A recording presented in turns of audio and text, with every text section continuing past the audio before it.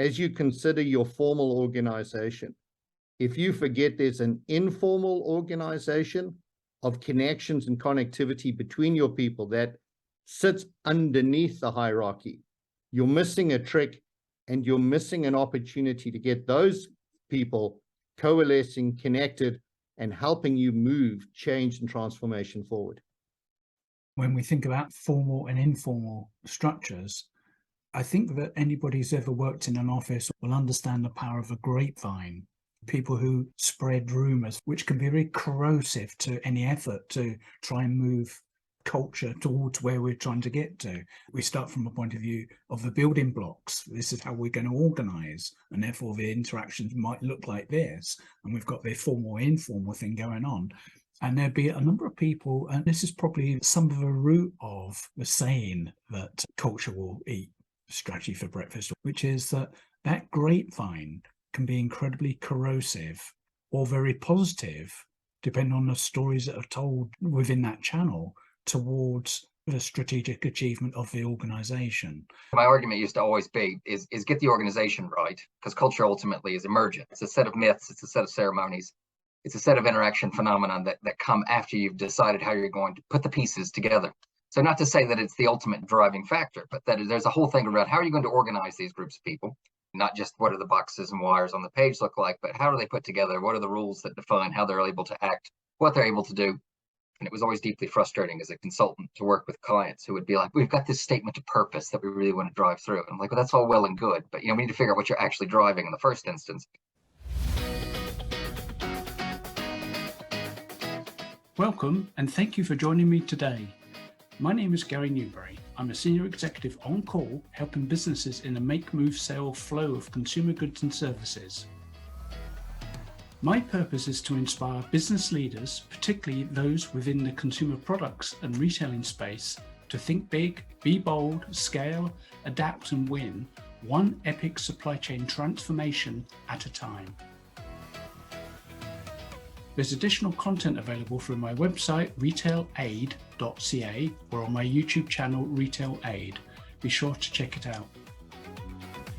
As the business world faces much volatility, uncertainty, complexity and ambiguity, organisations need to be tapping into resources with an inside edge on transitioning their teams to be agile, innovative and digital, with thought leaders, experts and senior executives who have mastery of operational turnarounds and strategic transformations to help reorientate their enterprises. There's great material to get through here, so let's get started.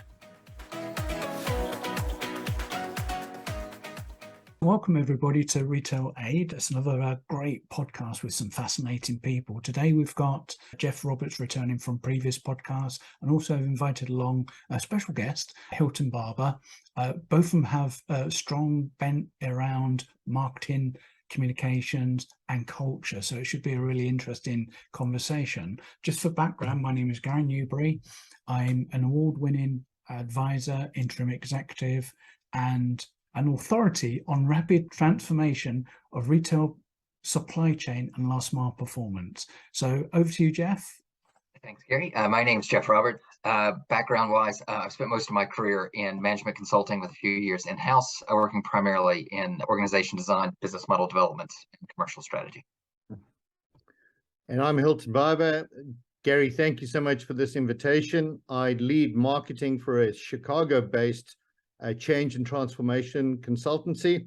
My background is marketing, but with a strong love for the topic of culture, because I believe that's one of the significant accelerants of any business growth. And this is a conversation I can't wait to have. So thank you again for the invitation. Excellent. Thanks, guys. I'm going to get stuck straight into the departure point, which is me and Jeff talked about it some time ago, but we're now here to do it, which is the fond and reverend refrain of culture eats strategy for breakfast, or its variant, which could be culture eats strategy for lunch, or culture constrained strategy. There's a whole multiplicity of these things that try to explain perhaps poor ideation of strategy, weak development of strategy, dire communications or engagement and or enrollment of people into the whole strategic process. And even if we get through those things and we're kind of looking like we're in a good position, when we come to execution, are we pretty dire at that? I'm going to pass over initially to Jeff to set the scene, and perhaps we can just see how this conversation goes. Just before we kick off, my bias on this is that I don't believe that culture eats strategy for breakfast, certainly not in my experience, but it could be that other people's experiences have a very different perspective to come from on this. I've run very large teams, so I know how to motivate people at scale. So over to you, Jeff. Thanks, Gary. I mean, I'm a huge fan of a quip or a truism or an aphorism, but I think the thing is I think we can get perhaps a bit too distilled. So to my mind, strategy obviously hugely important. You got to know where you're going. I mean, fundamentally, it's about having an understanding, or at least some sort of working theory of what's happening in the outside world and how you're going to organize to deliver something against that. For my mind, that's the key starting point. To make an argument that somehow is superseded by something else, I think is perhaps too simplified. To my mind, it is a case of there's a lot of co-constituent parts here. I think they rely on one another. I think they reinforce one another. I think it's oftentimes perhaps counterproductive to try to create hierarchies of these things, and something point A is worth more than point B. So I guess where my starting point would be is that they both play a role. They're both important. I think if you don't know where you're going, it doesn't matter if you have a phenomenally good culture, if you don't have a clear plan and you don't have a working model of what's happening in the outside world and how you're going to respond to it, I think it kind of is secondary to that. But I think it's oftentimes unhelpful to try to distinguish between the two and rank order them, if I'm honest. So I would suggest that as delightful as that quip is, it is the most misattributed quip in the history of business, because Peter Drucker never said it. And as wonderful as 10,000 people daily on LinkedIn choose to share that with vigor and enthusiasm, while it may sound like something Peter would say, he never said it. So let's put a sort of pin in that balloon to start with. I very much agree with what Jeff is saying, in so much as there is no organization, regardless of how phenomenal their culture is. And that, again, sadly, is one of the most poorly defined and poorly understood words in business. It doesn't really matter if you don't have a direction. A lot of enthusiastic people mindlessly trying to create paths in the jungle doesn't help, no matter how enthusiastic and empowered and enlightened they may be. So very much strategy does have to be a baseline, but my contention would be a strategy without the full-throated commitment and belief of your people is just a piece of empty paper and a direction. So there is a symbiotic relationship between the two, but I would absolutely agree with what Jeff says. To try to instill some degree of primacy between one or the other, that's a fool's errand, or something that LinkedIn influencers like to do, but it's not a reality of business or business leadership. I agree with both of you. Perhaps when we seek to explore where we're trying to get to through this conversation is there is already an existing culture. And what we're talking about perhaps is setting out a new strategy, a new path forward, especially given how much uncertainty and how much change is going on at the moment. We would be foolish not only to ignore, to plan out what that cultural value set needs to look like, but to also think about where we are now and how would we perhaps define that so we could actually get hold of it and move it forward. And it's to the point that you made, Hilton, that it's a very ill-defined thing, because we sometimes hear phrases like it's in our DNA, our culture is great, or whatever it is. I think that our ability to define it accurately is perhaps at the root cause of us then doing a wobble on strategy, because we haven't started from a position of knowledge. And culture has different dimensions in terms of functional cultures. And I think that the pandemic has actually pushed people into their silos even more. And as a result of that, they've not had the overarching view as to what culture is, what's good around here, what does good look like.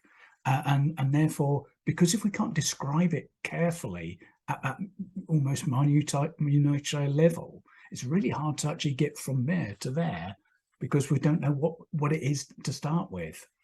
Gary, there's certainly a lot to unpack in what you just said, and I would agree with the vast majority of it.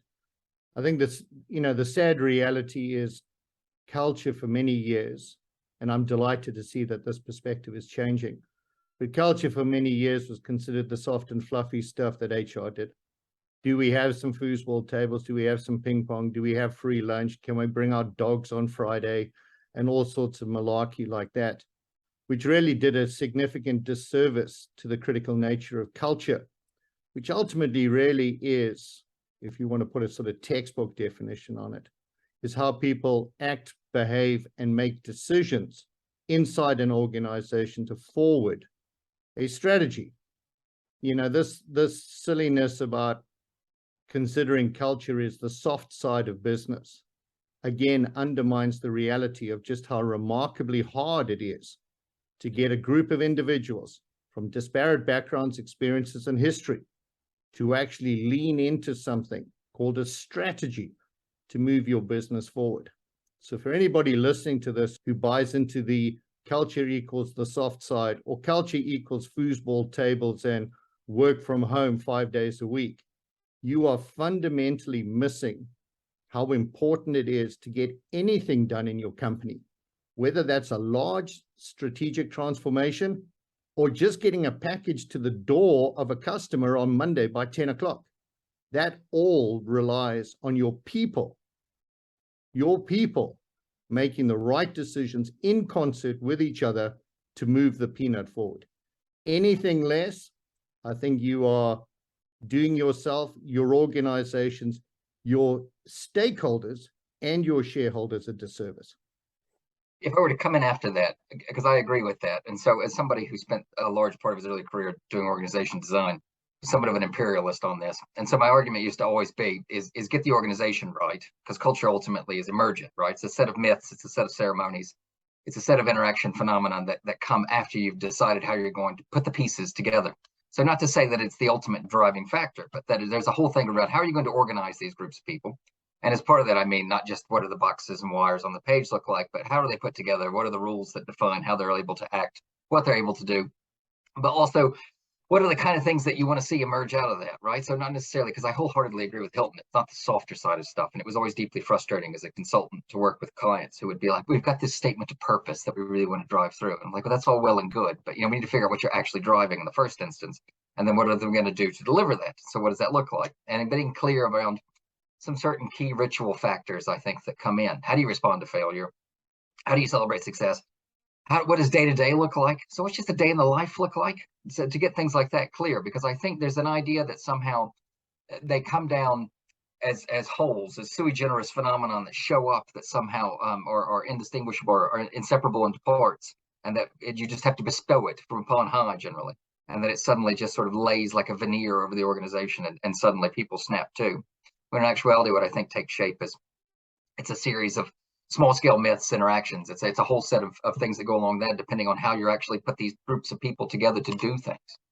Jeff, let me pick up on that, because I do think there's certainly a lot of merit and benefit in those exercises. Here's two other considerations I would add to the mix for anybody listening. One is the reality, and I think over the last decade, increasingly this has become very visible to anyone running an organization, that there is the formal defined organization that we put in boxes and hierarchies and reporting structures and all of this fun stuff, and who has decision rights over who. And then there's the reality of any human interaction in history. And I would ask you to think about your family, your friends, any sports team that you're in. The reality is there's an informal organization as well. There's people that you reach out to that and you go, if I've got a great idea, do I go to my boss, or do I call my buddy Jeff in another division in another country because he's always a good sounding board? If I'm trying to determine if I'm flying close to the sun, who do I call to do that? Because I'm not sure inside this organization that the Icarus syndrome is not going to have me plummeting to Earth. So who can be the person to tell me that's too far or too close to the sun? So I encourage everybody listening to this podcast, as you consider your formal organization, if you forget there's an informal organization of connections and connectivity between your people that sits underneath the hierarchy, you're missing a trick and you're missing an opportunity to get those people coalescing, connected, and helping you move change and transformation forward. When we think about formal and informal structures, I think that anybody who's ever worked in an office or in and around the office will understand the power of a grapevine. You know, people who spread rumors, for want of it, or gossip, whatever it is, which can be very corrosive to any effort to try and move culture towards where we're trying to get to. And to Jeff's point, in terms of like, we start from a point of view of the building blocks. This is how we're going to organize, and therefore the interactions might look like this. And we've got the formal, informal thing going on. And there'd be a number of people, and this is probably some of the root of the saying that culture will eat strategy for breakfast or lunch or whatever it will do, which is that that grapevine can be incredibly corrosive or very positive, depending on the stories that are told within that channel towards the strategic achievement of the organization.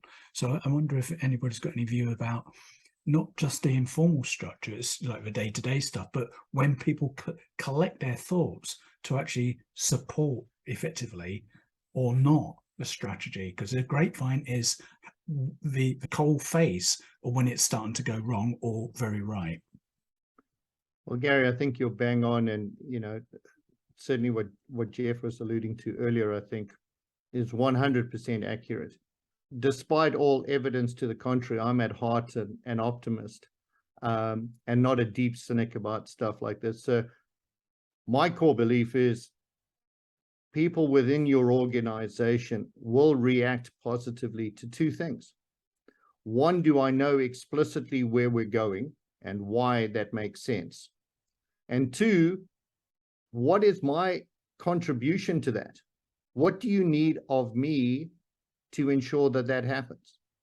At a fundamental level, if you're able to provide both a cogent story, narrative, piece of communication, and evidence that through the way that you act and behave, people can say, I understand why we are becoming Amazon and why we're going to do this shipping and the customers at the center. I also understand what you're expecting of me, whether I'm a picker in the warehouse or I'm the guy building the technology platform that allows it to happen. And then the third thing is, do I constantly see reinforcement that how I'm behaving, how I'm acting, and how I'm making decisions is actually moving the strategy forward? I don't think it's an unrealistic expectation of anybody you hire to want those two things. Why are we doing the things that we're doing? Please make some sense of it and tell me why. What do you want of me specifically and individually? And how do I know that what I'm doing is what you need me to do? Because if I'm not, please help me course correct. That's not an unrealistic expectation. And I think for the organizations who fail to see how simple and obvious that requirement is, you're asking for the water cooler to say those corrosive and debilitating things instead of, I can't be happier being here. I know what's asked of me. I know why it makes sense. I know what I'm expected to do. And thank you so very much for giving me that clarity. That's how you get the positive water cooler, not the derogatory and debilitating one. Yeah, I mean, I wholeheartedly agree with Hilton's argument there that it's vitally important to be clear. I think of A.G. Leftley's arguments when he was head of P&G, right? How do you move an organization of 300,000 people? You make it Sesame Street simple, the idea that it was clear and simple and repeatable. But as a counterpoint to that, actually, one of my favorite books of all time is a very thin volume. I was just sat here trying to think of the author and it's escaped me. So forgive me if this comes out and it suddenly comes back after a minute. But it was called Unpopular Culture. And I'm pretty sure it was written about NatWest pre-RBS acquisition. It was an organizational ethnography of NatWest. And the whole argument was that the primary culture in the business was one of deeply held cynicism. But it was deeply held cynicism where everyone more or less felt deeply cynical about it, but they pushed on, right? So that any success was immensely celebrated because it was wholly unexpected, right? So the whole idea was that it doesn't necessarily, and I guess the point I'd make is that culture itself, I think, there's an argument, and I say this as an American hand on heart, I think we're deeply responsible for this, is that it somehow needs to be rah, rah, go team constantly. When in actuality, it's the type of rituals, it's the types of myths, it's the stories you tell, it's the type of ways that you interact, it's the way that you deal with success and failure, etc., that allow, you can have one level of that, which is just how we perform as a team. But I think that we can misdiagnose surface level cynicism as somehow counterproductive, when the consistency is what ultimately matters. Amen. And look, Jeff, I adore you putting hand on heart and sort of taking on global responsibility for the sad state of culture. I will say you're right. I mean, this whole notion of kumbaya, again, is another sort of fallacy that we all feel that we have to do. What I do adore about what you just said is culture is something that is nurtured and can solidify, even calcify over time by reinforcement. So if there is a sort of the foolhardy few that are battling on to save NatWest, regardless of how the gods are set against us, if that's an operating principle, that still drives the strategy forward, that still leads to great execution, that still leads to people saying, we're going to try this because we understand how we and why we need to do it, then brilliant. It doesn't have to be kumbaya and campfire songs. It doesn't. It has to be something where people say, we're going in this direction, and this is my part in getting on that journey, and helping those people be able to actually bring their talent, their commitment, their creativity, and their passion to bear. That's your responsibility as a leader. That's what you're asked to do, and create that environment. If you don't, then you can't be surprised if people mail it in or lean back and say, wait, you want me to work hard? Why? I don't understand where we're going, and I don't understand what I'm supposed to contribute. So I'm going to take the afternoon off and go and watch a football game. Seems like a way better use of my time. Sorry about that. I was saying I'll just wait for the check from the U.S. government for taking global responsibility for what we've done more broadly with our over-optimism. I'm hoping that comes through. So, but no, I mean, I think that's the fundamental thing, right? Is that you have to be in a position to where it's organized effectively. There needs to be the right sort of roles, responsibilities, et cetera, and the ability to execute against that. I mean, I used to make an argument. I worked in very large companies for most of my early career, and then about 5-6 years ago, transitioned into much smaller companies, oftentimes companies that were looking to scale. And one of the key things I used to argue, and so if you've worked with me in the past, you will have heard the story 1,000 times, so forgive me. But I used to argue, I was like, so listen, you want to be bigger? Yeah, we want to be bigger. Okay, well, then, how are you going to get bigger? Well, we want to do these things. Okay, those are all important things to do. But, you need to think about how you're going to grow and get bigger. And I was like, so let me give you an example of one of the biggest organizations on earth, right? How they've done it. I said, I'm going to radically simplify, but, take it within the range it's intended. Catholic Church, 1.2 billion adherents globally, right? How do they drive that? 2 primary things, right? Clearly defined ritual. They know what's happening in what order and what sequence and when. And by God, if you step outside of those lines, there are severe sanctions against that.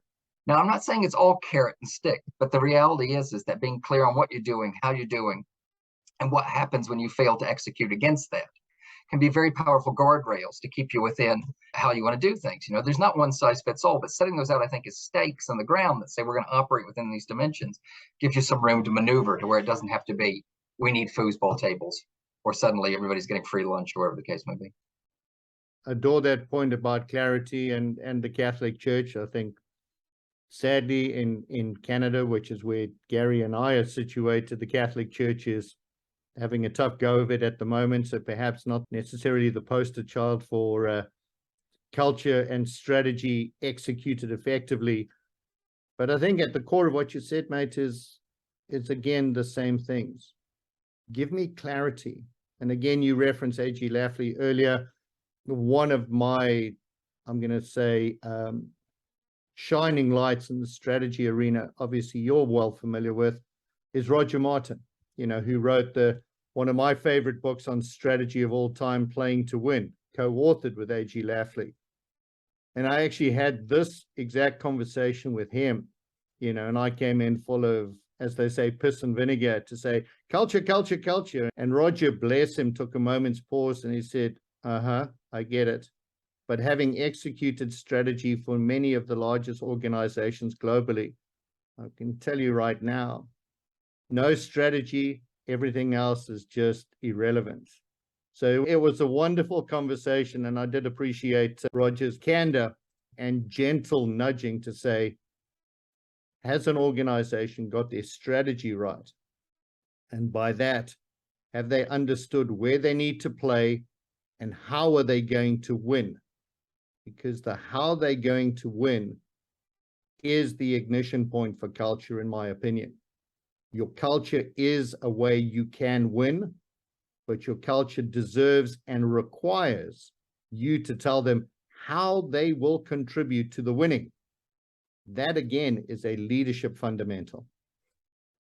That's it in a nutshell, right? It's about trying to get things out to where it's not a one size fits all, where you're not trying to cast a net across the entire business that things will look like X, and that it's about giving the necessary leeway because we know local matters, right? It's the old cliche. I feel like there's nothing but a series of cliches for me, but it's the old cliche around you join a company, but you leave your boss. And so, you know, the argument being is that you need to have that flexibility in place, rather, so that, you know, the local varieties and the things that need to happen that are in a specific context, there's the freedom to execute against that. I wholeheartedly agree with that. We've talked quite a lot about some of the things going forward. Could we just spend a little bit of time about why this doesn't happen? Because of course we need a strategy. Of course, culture should be shaped to support that strategy. However, guess what? We're surrounded by retailers and other businesses that really struggle to get going on this. And I'm just wondering if there's thoughts that, you know, collectively we have as to what might be behind that. And therefore it could be almost a tick list of things that not to do. Gary, I'd start off with an excellent point that you made earlier, which is, do you understand and appreciate the culture that you have today? I think there is, and I say this with love and affection for people infinitely smarter, paid infinitely more than I am, to believe that the culture that they lead and that they in many ways are responsible for creating is a bed of roses with unicorns and puppy dogs and flowers and chocolates, where the reality is leadership is often the least objective about the culture that they have and the culture that they have created. So for many organizations, and I go back to conversations in my past, if you're not able to be objective about your culture, and at times that may require external consultants to come in and provide that objectivity, because your people may be unwilling or hesitant to raise their voices internally because of the culture you've created. If you don't know where you're at, good and bad, because there is no universal good culture and there's no universal bad culture. But if you don't know exactly where you're at, what unlocks your people and what constrains your people in the environment that you've created, how in heaven's good name can you move forward if you don't understand that baseline? And if I may categorize it in your retail terms, if you don't know what's happening in your store today, if you're not objective about what's happening in your store at the point of contact with client and customer, then how in the God's name can you move forward? And you would never do that as a retail strategist.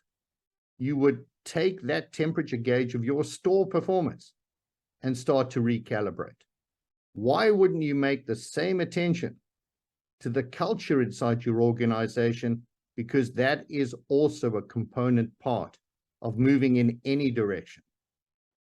If I were to think about coming into a place and trying to figure out why something doesn't get executed effectively, I think one of the biggest problems, and Hilton definitely hit on this, which is misattribution of cause. So a big part of it, I think, on two sides, right, which is to assume that either we tend to overplay the impact of individuals. You know, I vividly remember going to my first pitch as a brand new management consultant and being told repeatedly, if I could just get rid of Bob and accounts, everything would be great. It's Bob and accounts. Bob and accounts is a bottleneck to everything I'm trying to do. And then, of course, you come in and do some baselining and you realize that actually it's Bob and accounts who's single-handedly holding everything together because none of the processes work, right? So Bob's there like, Bob's only head is above the parapet because Bob's the one fixing everything in the background. So there tends to be a misattribution, I think, on the one side, that we think things to be individually driven rather than collectively emergent on the one side. And I think secondly to that, we tend to ascribe too much power to individuals to either drive one way or the other the influence of that.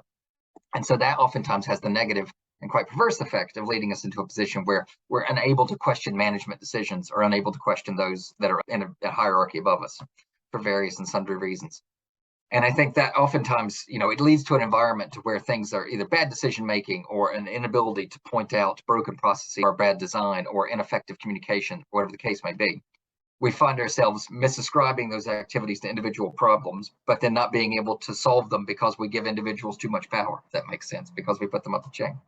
And it always leads me back to, if this is just like a greatest hits of management guys I like. So it leads me back to an argument that I heard from Bob Sutton, who's at Stanford a long time ago, was that if you really want to be effective in any organization, it's starting from a perspective of strong values weakly held. So have a position, it's back to what Hilton said earlier around Roger Martin's argument around, know where you're going, have a position on things, be very strong on that, but be willing to be flexible to ultimately change that should better or clearer or different information emerge, right? Should you find yourself in something that contradicts repeatedly that, don't be a weather vane, but at the same time, don't be so wedded to something that it's impossible to change it. One of the things I'd add into that great list really already is it's one thing to have a strategy and even spend hours and hours and get consultants in to help you to formulate that. But there's nothing better than the practical implementation of elements of that strategy through things like prototyping, spot experimentation, to see what it might look like before you actually do the big jump. And I think it's part of a transformational process will be to do little artifacts and just see how they settle with the market, the consumers, and also internally, how practical are these things that we're going to design in more detail or scale at great magnitude. Get some stuff done and build confidence around that we are heading in the right direction. And to Jeff's point is, we may discover something in those small experiments that help us to reshape some of that strategy or components around culture that we want to embrace to actually get to where we want to be. At the risk of bringing in the 900-pound gorilla into any retail conversation, the good people in Seattle at Amazon have a very interesting culture. And I use the word interesting quite deliberately in almost the same way that you describe a first date. Well, how was it? Well, it was interesting. Meaning, firstly, that not all cultures, like you cannot copy and paste someone else's culture onto your reality. So there is that thing. But the thing I do admire about Amazon, and it is absolutely not for everyone, is that by all accounts, they very much live by the leadership principles that for anybody with a Google machine can find at the drop of a hat. And take a moment to read those leadership principles at Amazon, again, particularly for this audience. One famous anecdote that I think bears out that they actually live by those principles. In the great book, Working Backwards, the authors talk about an absolute abject failure at Amazon with the launch of Fire. And the individual goes in to see Jeff, who probably magnanimously, this is probably Jeff before bulking up, so slim Jeff, not beefed up Jeff, went in to talk and say, well, I think essentially I've lost $1 billion for the company, so I look forward to getting pink slipped. And Jeff's like, why? We've just learned $1 billion of things that we'll never repeat again because of you. As an organization, we take on that learning, we take on that failure, and we look at it as something we won't repeat again. And to your point about prototyping and trying things, what a wonderful signal that sends to the organization to say, try. And if you fail, there will only be repercussions if you do not take that learning internally and make changes. If you fail and don't learn anything from it, that's on us. So I've always adored that. I may say I'm a little hot and cold on the Amazon culture personally. I probably wouldn't submit my resume there, but they do a lot of things right.